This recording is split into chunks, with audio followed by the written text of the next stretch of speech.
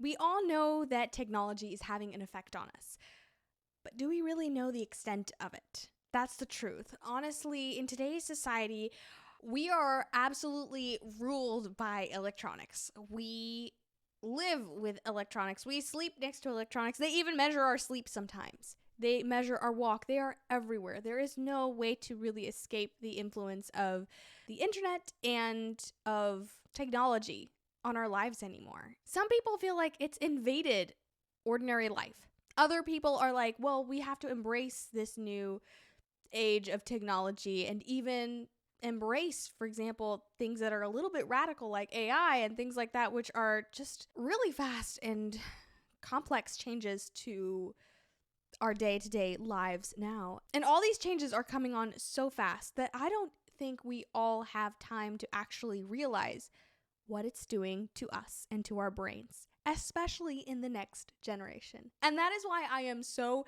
absolutely thrilled and excited to be reacting to PragerU's The Void, which is a new mini documentary that they have released on the effect that screens are having on kids and teens today. I am so passionate about this, and so I am so absolutely thrilled to be watching this for the first time. I'm going to be reacting to this. I'm so excited, truly, because this is something I'm super passionate about. I have seen the decline of how our thinking has now been diverted to technology and to even AI, where we don't even know how to socially interact. And what is this doing to our brains? I am so excited to see what their take is going to be on this subject and what experts in the field are actually discovering about the effects of technology on kids and teens today. And hopefully they'll give some solutions for how we can actually make this better and help the next generation adapt to this in a more healthy way, because frankly, I don't think we're doing as well as we could. And this is not just because I think books are amazing and that we should replace screen time with books, which I do think in general we would be much better if we replaced certain bits of screen time with books. Like, I'm not saying eliminate technology completely, because it is a necessary thing and there's no way of avoiding it. If we try to live under a rock, we're not going to be accomplishing anything. The internet can be both a blessing and a curse. Technology can be both a blessing and a curse. It's really about how you use it. And so that is why I'm going to be watching The Void for the first time and reacting to this. But if you don't know me, hi, my name is Shira Rodriguez, and I'm the girl behind Her Reading Life podcast, where I help you find life-changing books and write life-changing stories. I am so excited to be able to have this platform where I can actually share with you guys some of the things that have changed my life and that I hope will change yours. And I'm definitely hoping that this is one of those things that will be an absolute life changer. Little known fact about me, I'm actually a member of Prager Force. This is actually a group that they have created, PragerU has created, to help young people and teens and college students to be able to stand up for their beliefs, for their convictions. And it's just a group where you can find a community of like-minded conservatives and really be able to change the world through the power of community and through thought leaders. You get to meet other conservatives, but not only that, you also get to attend events that they plan live, where they get to have Q&As and where you get to learn from experts and new thought leaders in the field. It's really wonderful. And if you are interested in joining, I've included the link below. Speaking of, before we start, be sure to click the links in the show notes below or in the description, whether you're on YouTube or Spotify, where you can pre-order the Novelist in November anthology, which is a collection of 11 short stories that are beautifully fallish and autumnal. It's releasing in November, and out of these 11 short stories, one of these is actually mine, and I'm so incredibly excited to be working with Wild Blue Wonder Press to be bringing you this book. You can actually pre-order it now and get so many goodies, including an audiobook narration, which I'm going to be reading of my short story, And these are all exclusive to the pre-order. If you're enjoying this, also check out my Instagram where I share a little bit more about my daily life as a writer and some quick book thoughts. So like if you enjoy book reviews, I'm going to be giving a lot of that. I also share a lot of inspiring thoughts and aesthetic reels. So if that's your thing, definitely follow me there. And if you want to listen to this on the go, definitely listen on Spotify, Apple Podcasts, and any of your favorite podcast platforms. This podcast is going to be available right there. And if you're enjoying this video content, please subscribe and ring the bell so that you never miss a single episode. Okay, I am so excited to actually dive into this. So as a Prager Force member, they sent me the video, which you can actually watch for free. So I will be including the link, like I said before, in the description below. So I'm going to be listening to this and tuning in now. Okay. Oh, that's so loud. Okay, that was so loud. I didn't lower the volume. Okay, that was so loud. Hopefully. Oh, this looks so good. Okay. I was just testing out to see if I could actually, because this is the first time I do these reaction things. So I'm going to put on my glasses because I haven't had my glasses all day. And so my eyes are like, what are you doing to me? So we're going to work with this. Okay. Let's start the movie. Here we go.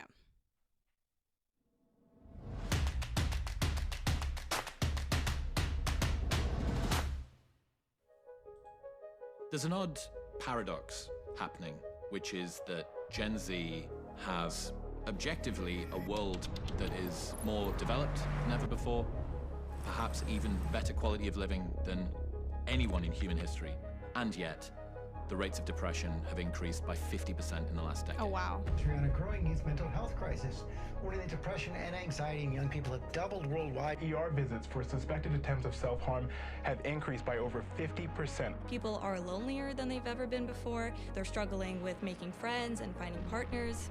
Self-harm, suicide rates, every measurable negative impact on our mental health that you could possibly think of has taken place. The more we have, the more prosperous we become, the safer things are, the easier life is.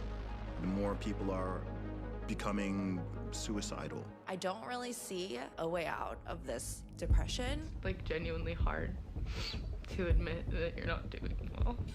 And we are facing down the first generation ever that on average is doing significantly worse than their parents. So we need to be asking questions about, wait, what is going on in our society? What is going on in our culture? We have a generation that outwardly appears to be having an awful lot of fun, and yet the mental health outcomes that we're hearing from them seem to be terrible.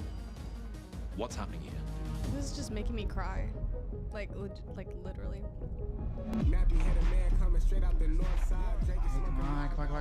It's really well done, by the way. It's Wait, time is to that change your Rafael strategy. Ruggiero? I've tried. Oh my word! I think that's Rafael How about the Ruggiero. one where you Ruggiero. stop I don't playing know. video games and hang out with your girlfriend? In a world where you can Uber Eats a fantastic meal while you Netflix a Oscar-winning documentary on a couch you Amazon Prime to your house, a lot of the difficulties and challenges that previously would have faced have been snowplowed out of the way. And it means that when people do come face to face with challenges, naturally, they're less robust. They are less experienced with dealing with them, and they don't see them as a part and parcel of life.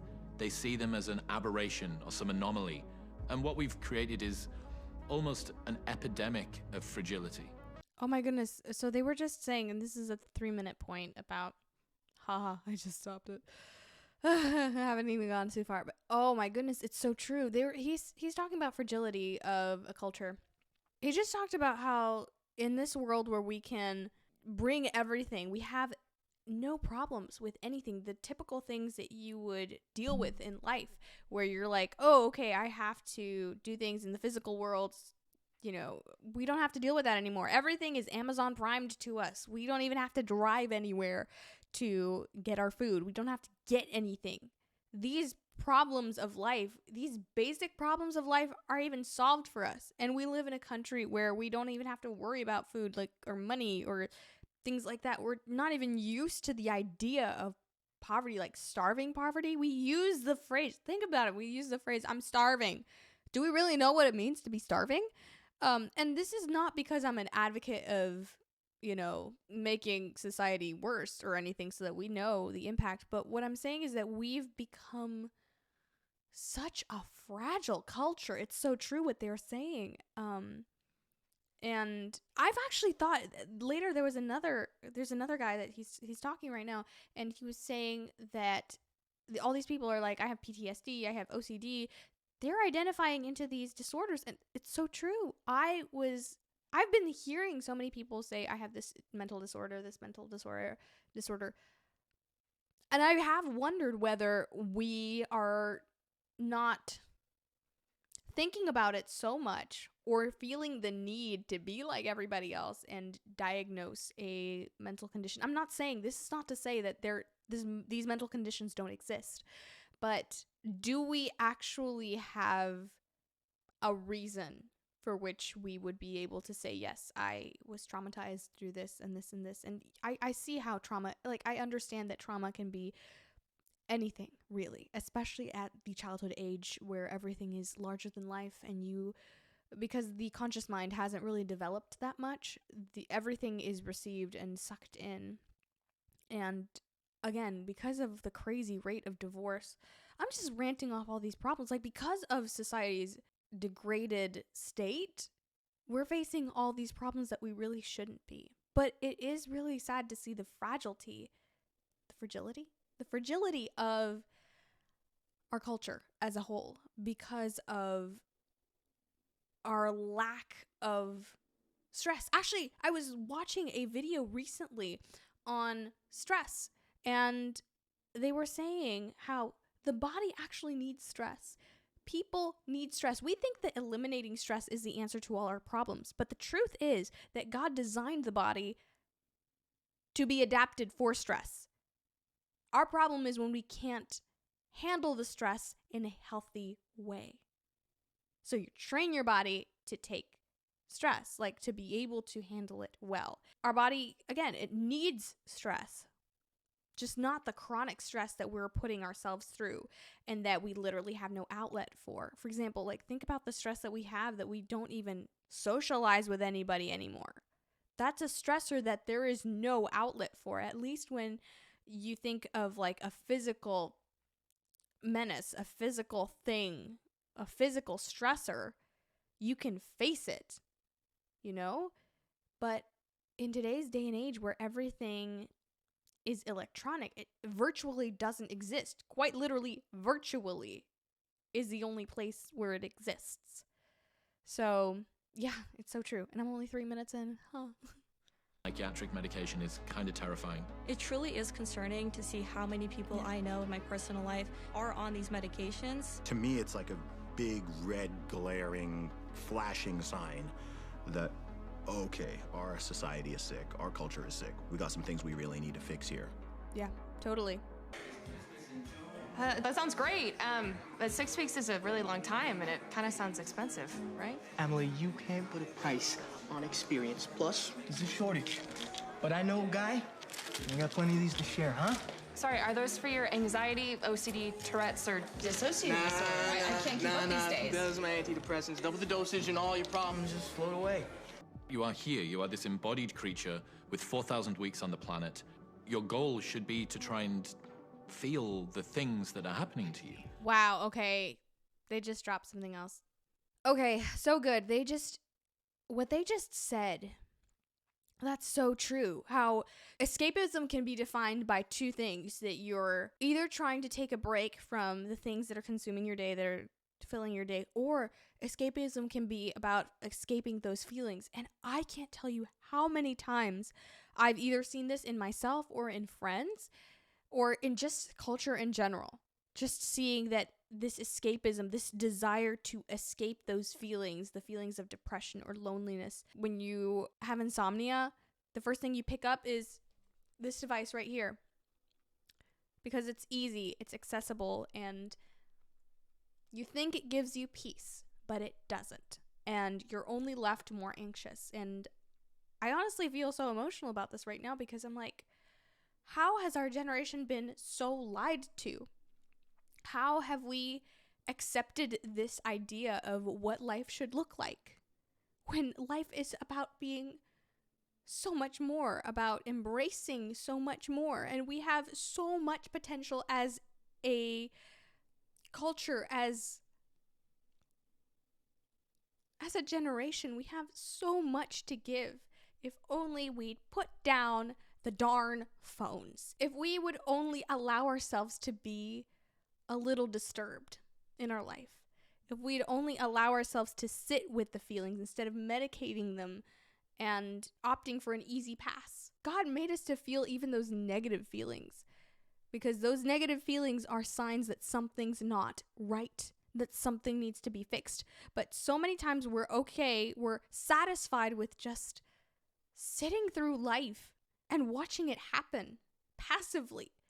And then we get to the age that we're 30, 40, 50, and then we say, what did we do with our life? I just pray that our whole generation wakes up before we're in our middle age and realize that half our life, more than half our life, has sped behind us and we did nothing with it. What do we have to show for it? Instagram pics that maybe weren't even real because we just posed for the picture and then we left? Guys, this is real.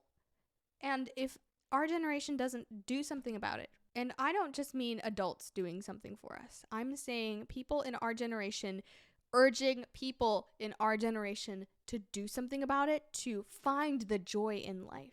That's why on Instagram, I'm very, very conscious about who I'm following and what they're recommending for me to do.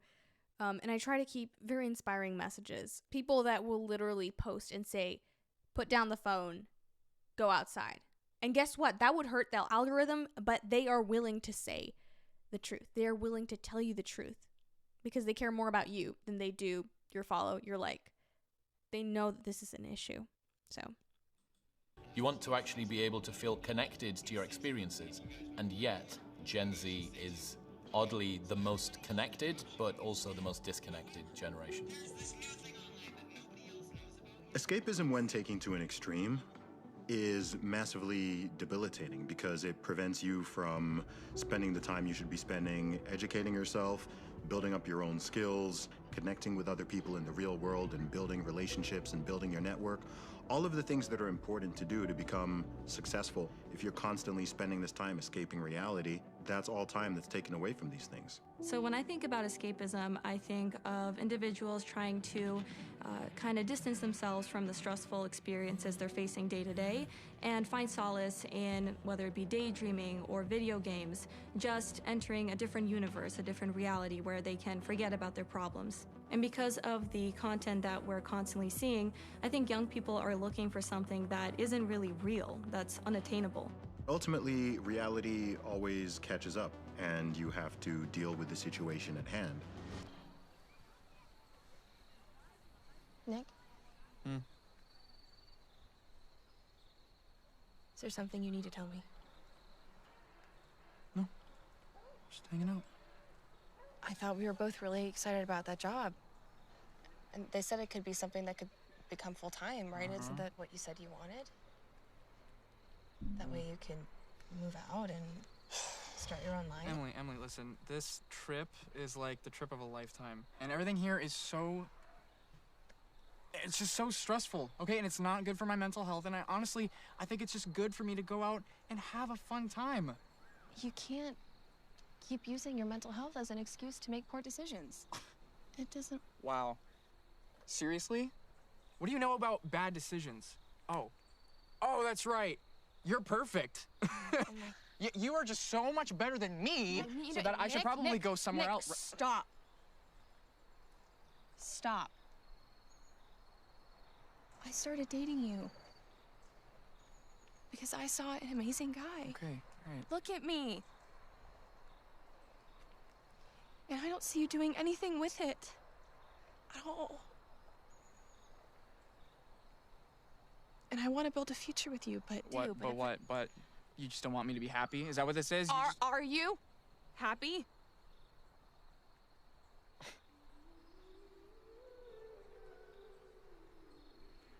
Maybe it's time to change your strategy. If you want to go on this trip, that's your choice. Just don't expect me to be here when you get back.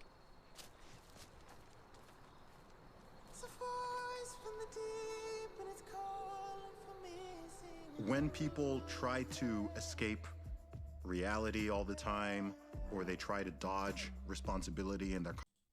Oh my goodness. This is so good. They're doing such a lovely job of like creating a storyline that goes through all the interviews and things like that, so that you really see the impact that this is having on our generation.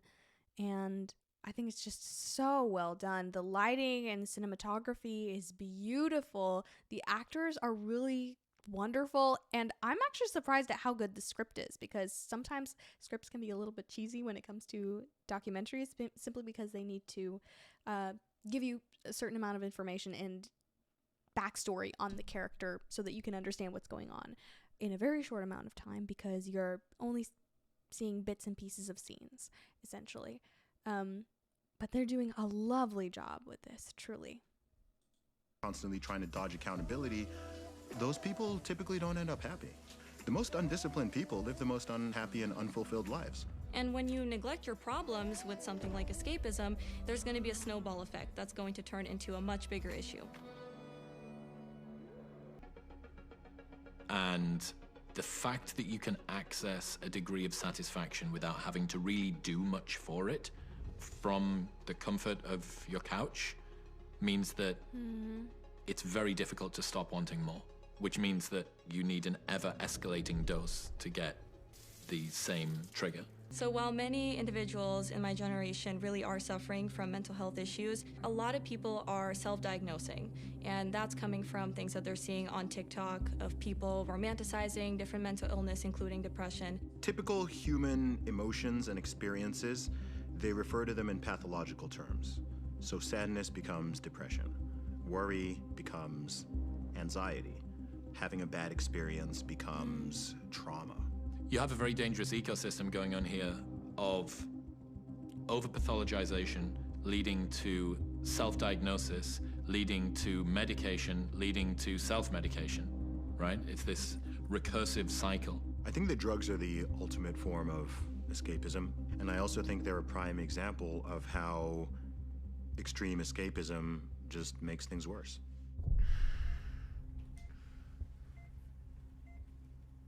Nick? What happened? I found you. Oh, thank God, he's kitchen alive. floor. He's okay. I was so worried. I was like, oh my I'd like word. to say that if I didn't find you when I did,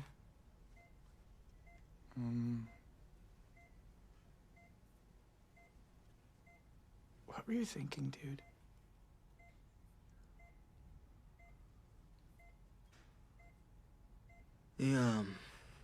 I was legit afraid that he was The girl from actually Sweden, there. when I told her I was coming, she ghosted me. I was like, I don't usually try to watch these, but I was like, this is a reaction video, so Just as fake as everything wait, else. I gotta. Okay. My life is a What joke. happened? Why did he do this? And I think the reason why so many people are turning to escapism as a coping mechanism is a lack of purpose and meaning. Human happiness, if you think about it, it's not based on just having the things you want, and it's not simply based on comfort. In fact, those things can create more individual misery if they are not backed up by the foundational pillars that help to keep somebody sane and with purpose. Okay, they just made such a good point. Yes, so much of our generation just doesn't have purpose. Like, you ask them, what is your purpose? They look at you like you're scaring the daylights out of them. Like they're a deer in the headlights, you know? But here's the thing, if we don't know what our purpose is, if we don't, and I'm not even asking like what your personal purpose is, because that takes time. It takes time to develop. It takes time to learn. But, oh my goodness.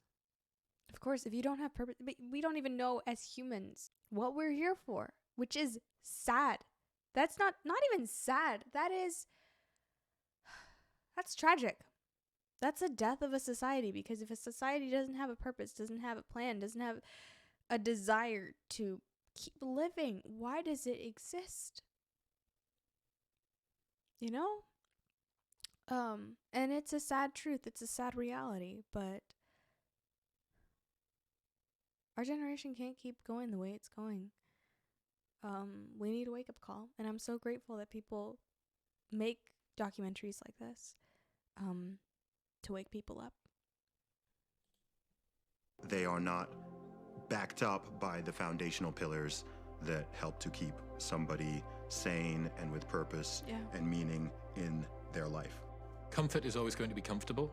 In the immediacy, straight in front of you, it's always going to look like it's fun. You need to find something which is bigger than that, which is more important than that, which gives you more meaning and more purpose, so that you can say no to what is immediately comfortable and go after something which is long-term meaningful. Such a good portion. Focus on what's real. And who knows, maybe in the future we'll,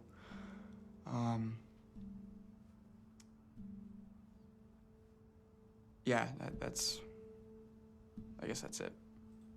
The script, by the way, I just paused this. The script, by the way, is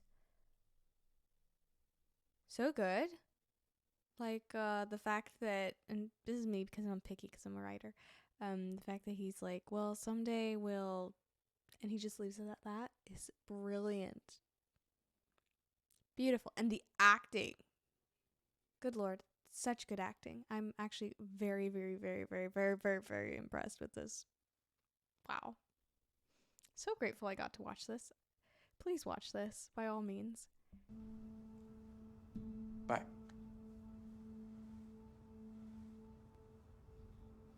Believing that you can change the person that you are, having a vision for what you want to become, how you want your friends and your community and your life to look, and then being able to make changes that move you toward it is more rewarding than social media or video games or porn or drugs are ever going to be. Something that's really helped me is to keep this journal where I write down what kind of person I want to become. And when I stopped having this sort of victim mentality, I really took control of my own happiness and my own success, and I saw my mental health improve drastically. Nick! Kristen! Hey! Dude! Oh, it's good to see you, man. Good to see you, bro. Oh, shoot. Oh, jeez. Hey, man, congrats on getting your own place. Like, seriously, this is a miracle. Yeah, it's, bro, I can't lie to you. It feels so good. Yeah. But hey, I wouldn't be here without you. Listen, dude, we both know that I wouldn't be here without you. So, what's going on with Emily, man? Hey, I told you to invite her, didn't I? This is actually so cute. No, bro. We're not doing this right now, are we? I don't think she wants to see me right now. Come on, Nick. She's still single. You think that's a coincidence? I don't know. Nick. I don't know, man. You know what that sounds like? What? A little bit scared. Am I right? We'll see, okay? Yeah. We'll see. Yeah, okay. If this resonates, if you think that you're built for more, if you feel like life should be something that it isn't, why not just try? Just by changing my perspective, I've gotten so many more opportunities and my life has changed for the better. It's kind of like the snowball effect. So you make good decisions, you'll make more good decisions. You have a good attitude and outlook on life, you will attract those same people into your life. Life is like this choose your own adventure. You can create your character, you can go to the gym and level up your strength, you can increase your intelligence, you can boost your charisma, you can dress how you want, you can portray yourself in different ways. You can do this all in the real world. Imagine a future for yourself that is greater than the one that you're in and believe that you could achieve it. Just for a moment, just try for a moment to imagine what that would feel like. It's there, it's within your grasp. You just need to take the first step.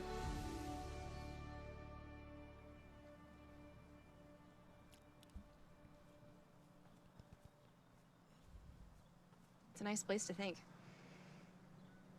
Hey. You know, I've been trying that more lately. Thinking.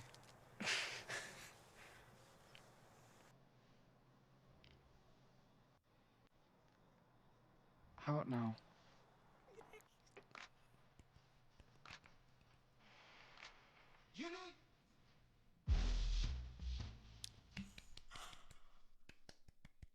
Oh my goodness. Y'all, that was so good. Ah. Oh my word. That was such an excellent documentary. I highly recommend it. If you are between the ages of 13 and 24, you need to watch this video. I think this is life-changing. I think that this will truly help you see not just the gravity of our technologically driven world and how it's affecting us, the way that it's really changing the way that we think about ourselves, and that if we would just take a moment, a step back, if we would just move away from that virtual world, from this virtual world obsession, we would be so much better off. We would become people who could really transform the world. And I say it because I mean it.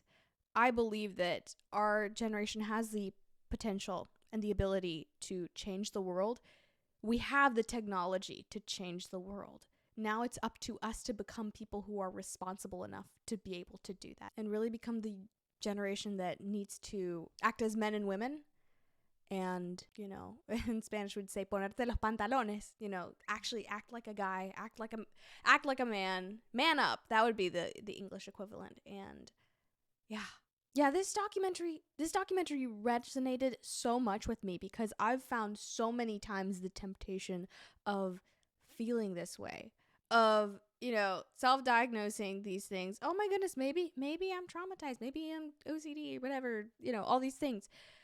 And it is true, we do romanticize it. I'm not saying that everyone does. I do believe that these things exist. But so many times we romanticize them into thinking that, oh my goodness, look at how we're suffering and all these things. When indeed, what we most need is to get a life. Actually act as people who will take responsibility for their actions, who take responsibility for their life, who can actually think about what they can put into life instead of what life can do for them. And I know it sounds like don't think what was it? Think not what you can do, what your country can do for you, but think what you can do for your country. But seriously, if life is really about what we put into it, what we put into it is what we get out of it. And if we live our life as a life of service, as a life that is there to help other people, to make something of ourselves, to be creative in the sense that we create things in life and make life better. See, here's the thing. As an artist, as a writer, as an actress, as someone who loves film, as I create all the time. But again, it's my choice to do what I want to do. It's my choice to make opportunities for myself, because those opportunities are not going to come to me if I don't take a step and do what I need to do. Maybe that means filming, like this video. Maybe that means editing. Maybe that means writing. But if I don't take responsibility for my actions, and if I don't become a person who can step out and be like, okay, this is what I'm going to do, and instead watches people on this little device and thinks that that's life. Well, one, that's a sad life. But two, we become people who are complacent. We become people who are fragile. And we become people who are spineless and easily manipulated into whatever society wants us to be. And that's the truth. What stood out to me the most was, I think that point, the sadness that our culture has created for itself, the apathy that really only creates sadness. You would think that because we are practically the richest nation, or the richest culture, I guess, in the world and in history, I mean, we have the most conveniences ever experienced, and yet we're not happy because life doesn't make itself beautiful or fulfilling because of complacency or the amount of laid backness that you can be. What makes us happy, what makes us fulfilled, is being able to make a difference in the world, to feel like we are putting something into the world, because that's how we were created to operate. That's what we were created to do. I think the issue that Gen Z struggles with the most would be identity and finding purpose. Because I can't tell you how many people I've talked to, and they can't tell you what their purpose is. And this is not their fault. This is not because they're bad people. I'm not saying that. And if you are watching this and you're like, I have no idea, why is this lady ranting at me? Don't worry. It took me a long time to get to that. But here's the thing. If you're not intentional about it, it's not going to find you. You have to search within yourself and see, okay, what are the things that make me passionate? What are things that make me feel alive? What are things that really give me fulfillment?